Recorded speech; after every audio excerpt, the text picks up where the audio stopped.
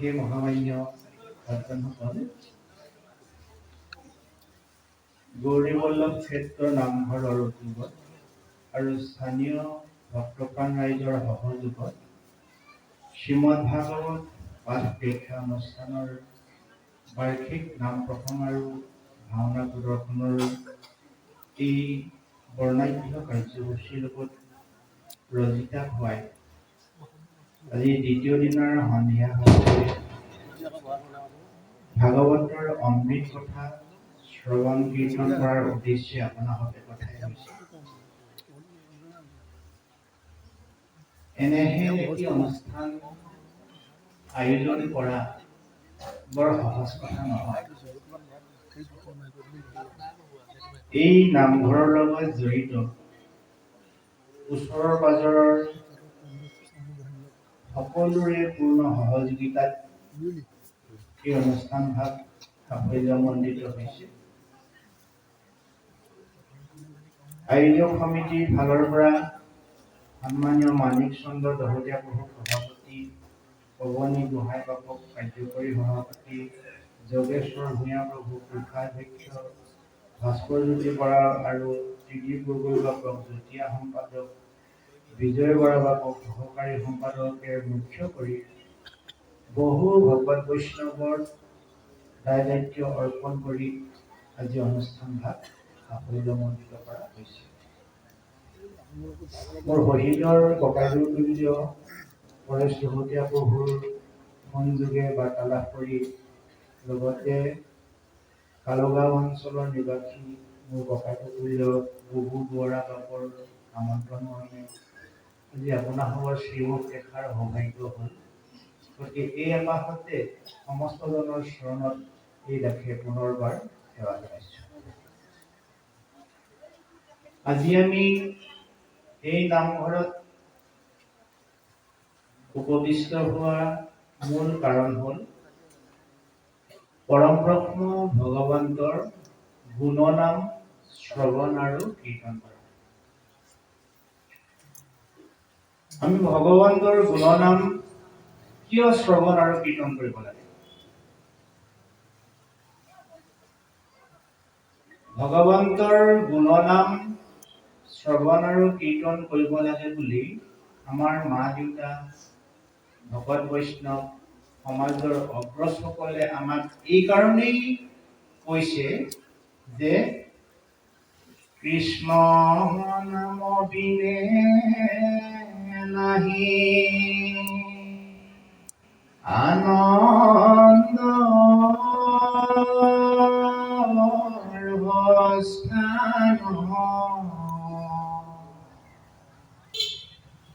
পৰম মধুৰ ৰস জানিব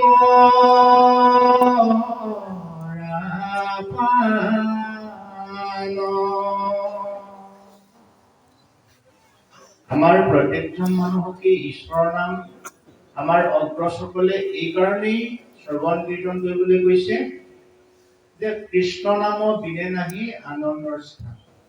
এই বিশ্ব ব্ৰহ্মাণ্ডত যিমানবোৰ আনন্দৰ মুহূৰ্ত আছে, আনন্দৰ স্থান আছে, আটাইবোৰ স্থানেই খন্তেকীয়া, সময়ত ম্লান পৰি যায়। কিন্তু কৃষ্ণ নাম ই দুপত দুপে আগুৱাই যায়।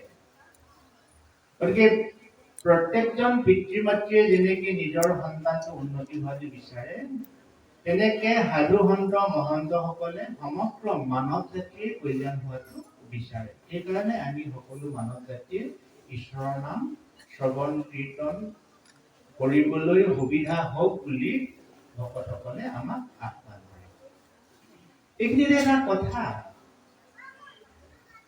আমাক জ্যেষ্ঠজনে ঈশ্বৰৰ নাম শুনিবলৈ কৈছে বুলি আমি য'তে ত'তে শুনিলে আমি লাভৱান হ'ব নোৱাৰিম। ঈশ্বৰৰ নাম শুনিলে লাভৱান হয়, সত্য কথা, কিন্তু য'তে ত'তে যেতিয়াই তেতিয়াই ঈশ্বৰৰ কথা শুনিলেও বোলে মানুহ লাভৱান নহয়। তেতিয়াহ'লে ক'ত কেতিয়া কেনেকে শুনিলে মানুহ লাভৱান হয়? মহাভাগৱতে উক্তি দিছে, অসাধু সংগে কৃষ্ণ কথা যিজনে শুনয় কিতাৰে সবয় আদি নাহিকে সংশয়।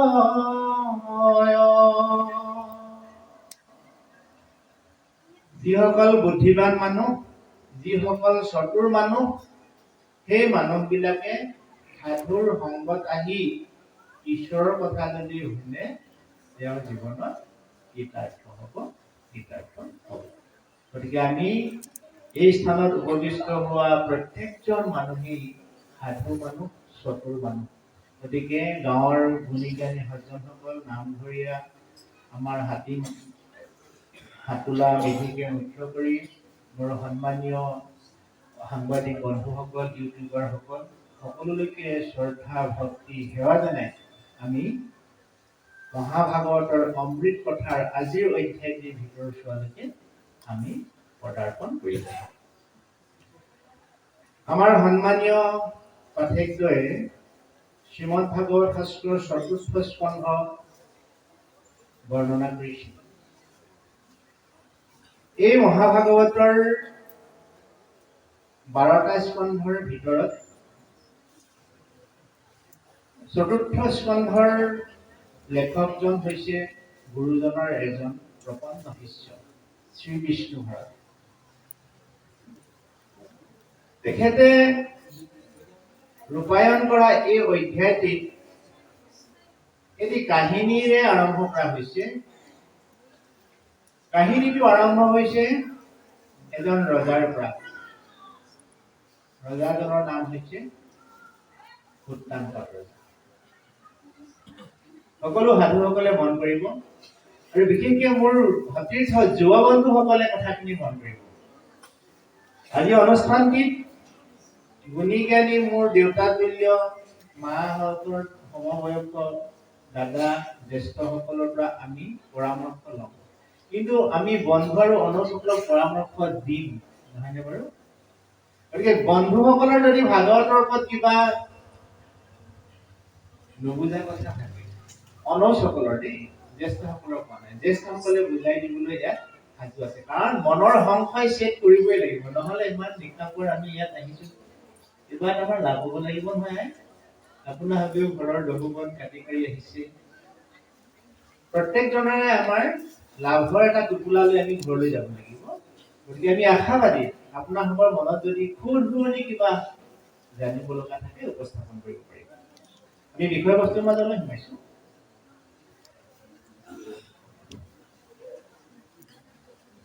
উত্তানপাদ নামৰ এজন ৰজাই দুগৰাকী ভাৰ্যা বিবাহ কৰাইছিল। এগৰাকীৰ নাম সুৰুচি আৰু এগৰাকীৰ নাম সুনীতি।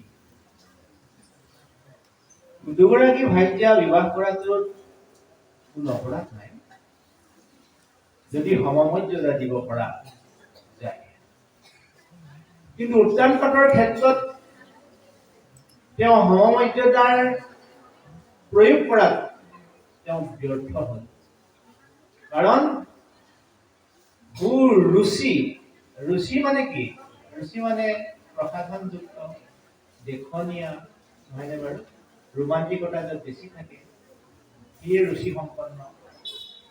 আৰু উত্তানপাদ ৰজাই সদায় ৰুচি সম্পন্নক বেছি গুৰুত্ব দিলে, আৰু নীতি সম্পন্ন, সুনীতি, যি নীতিয়ে মানুহৰ জীৱন উত্তৰণ ঘটায়, সেই নীতিক উত্তানপাদ ৰজাই অকমান কম গুৰুত্ব দিলে। সুৰুচিৰ পুত্ৰ হৈছে উত্তম, আৰু সুনীতিৰ পুত্ৰ হৈছে ধ্ৰুৱ। এদিনাখনৰ কথা, ৰাজপ্ৰসাদত অগণন সাধু মহন্তৰ লগত মন্ত্ৰী পাৰিষদগণ, তাতেই তেওঁৰ মৰমৰ ভাৰ্যা সুৰুচি আৰু মৰমৰ সন্তান উত্তম আমাৰ সচৰাচৰ জীৱনতো দেউতাকৰ কোলাত বহিবলৈ যেনেকৈ ল'ৰাবিলাকে বাউল হৈ থাকে, হেঁপাহ কৰে, আশা কৰে, ঠিক তেনেকৈ এটি শিশুতুল্য, শিশু মনৰ, শিশু সুলভ উত্তমেও দেউতাকৰ সেই উচ্চ আসনখনলৈ বুলি এবাৰ যায়, এবাৰ নামি আহি মাকৰ কোলাত বহে, আকৌ দেউতাকৰ ওচৰলৈ যায়, আকৌ তললৈ আহি মাকৰ কোলাত বহে। এনেকে পাৰিষদগণ চাৰিওফালে বহি আছে আৰু সেই শুভ মুহূৰ্ততে এই ৰাজসভাত উদ্যানপাট ৰজাৰ কনিষ্ঠ পুত্ৰ ধ্ৰুৱই সমনীয়াসকলৰ লগত প্ৰৱেশ কৰিলে। ককায়েক উত্তমে যেতিয়া মাকৰ কোলাত আৰু দেউতাকৰ কোলাত আয়াজাত কৰি আছে, ধ্ৰুৱই ভাবিলে মইও দেউতাৰ ওচৰত গৈ অকণমান ৰাজসভাত বহো। এই বুলি হেঁপাহ কৰি যেতিয়া আশাৰেৰে তেওঁ ৰাজ সিংহাসনলৈ বুলি দেউতাকৰ ওচৰলৈ গৈছিল, ৰাজ সিংহাসনৰ ষ্টেপটো সচৰাচৰ ৰাইজতকৈ অকণমান ওপৰত থাকে। মনৰ হেঁপাহত ধ্ৰুৱই দেউতা মোক দাঙি দি তোমাৰ ওচৰলৈ নিয়া না, এনেকুৱা ভাৱত হাতখন দাঙি দেউতাকৰ ওচৰত সিংহাসনত বহাৰ প্ৰয়াস কৰিছিল। আৰু সেই সময়তেই উদ্যানপাট ৰজাৰ ভাইজা সুৰুচিয়ে মাত লগালে যে ধ্ৰুৱ, তই যি সিংহাসনৰ অধিকাৰী হোৱাৰ সপোন দেখি সেই সিংহাসনলৈ ঢাপলি মেলিছ, সেইখন হিংসা তোৰ বাবে নহয়। সেই সিংহাসনত মোৰ সন্তান উত্তমৰহে অধিকাৰ আছে। গতিকে তই সেই হিংসাত উঠিবলৈ হেঁপাহ নকৰিবি। আৰু এনে বৰ্জ্যবাক্য যেতিয়া সুৰুচিয়ে প্ৰয়োগ কৰিলে, নিজৰ দেউতাক হৈও এই ধ্ৰুৱৰ চেষ্টাক অকণমানো সঁহাৰি নজনালে। আনকি শুনিও নুশুনাৰ ভাও ধৰি দেউতাকে অন্য মনস্ক হৈ থাকিল।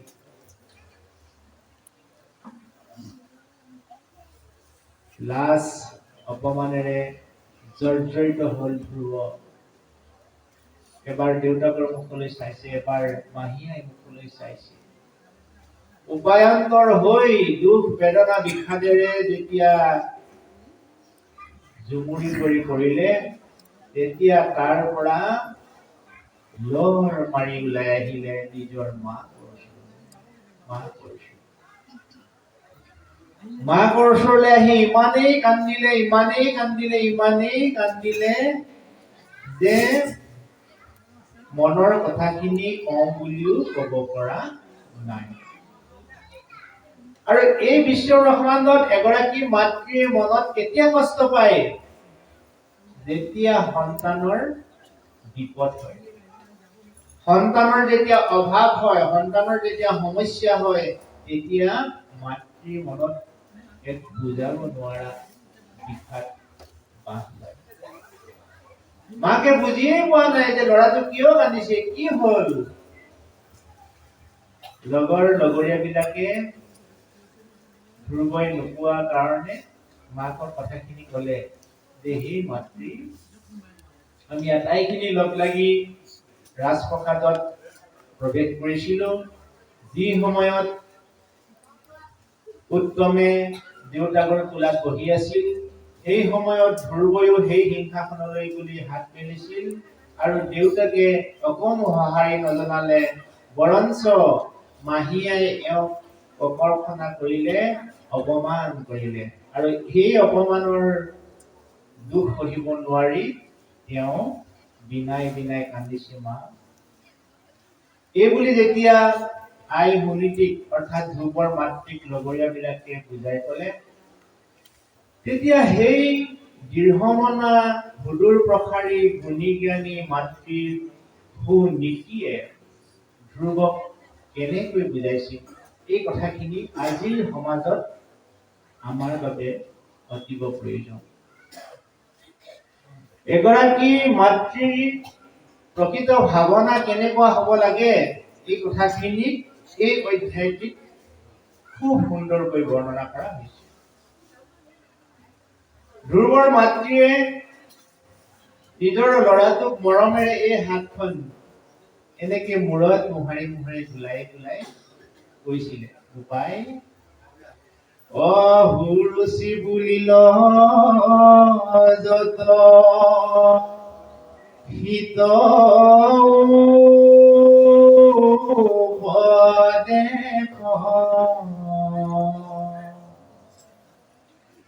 পূৰ্ব জন্মে জাতো নাৰাধিলিৰি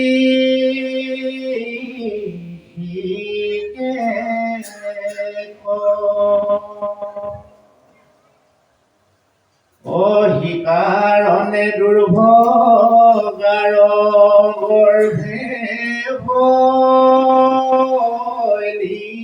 যা জন্মত মাধৱক আৰাধা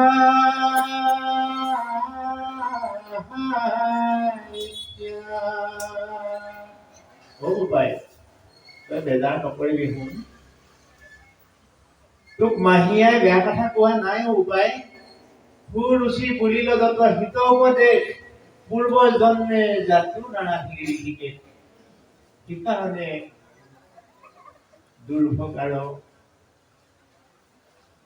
গৰ্ভে ভৰি তাত ইজন্মত মাধৱক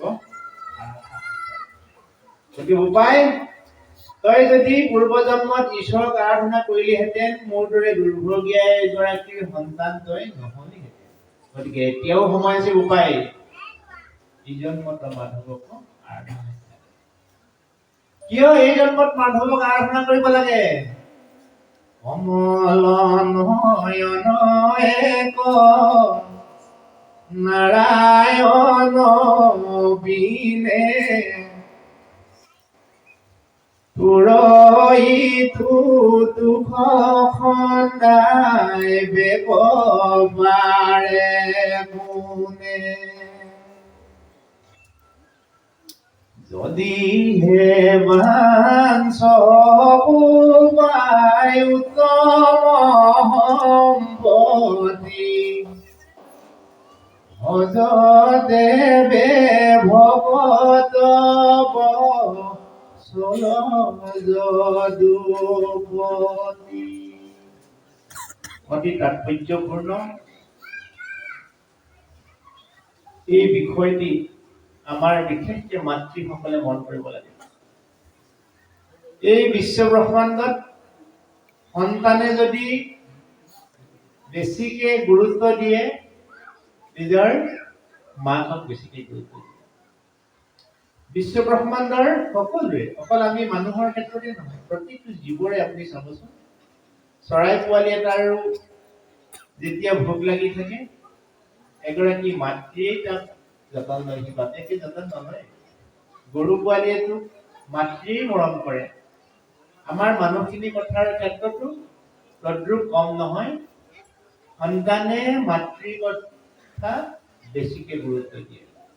গতিকে মাতৃয়ে মৰমত হাত ওলাই কৈছে, কান্দি কান্দি থকা, ফিকুৰি ফিকুৰি কান্দি থকা সেই ল'ৰাটোক মৰমৰ হাতখন বুলাই কৈছে, বোপাই কমল নয়ন এক নাৰায়ণ বিনে তুৰইতু দুখ খন্দাই বেকবাৰে গুণে যদিহে বাঞ্ছ বোপাই উত্তম সম্পত্তি ভজদেৱে ভকত বৎসল যদুপতি। ভকত বৎসল মানে কি?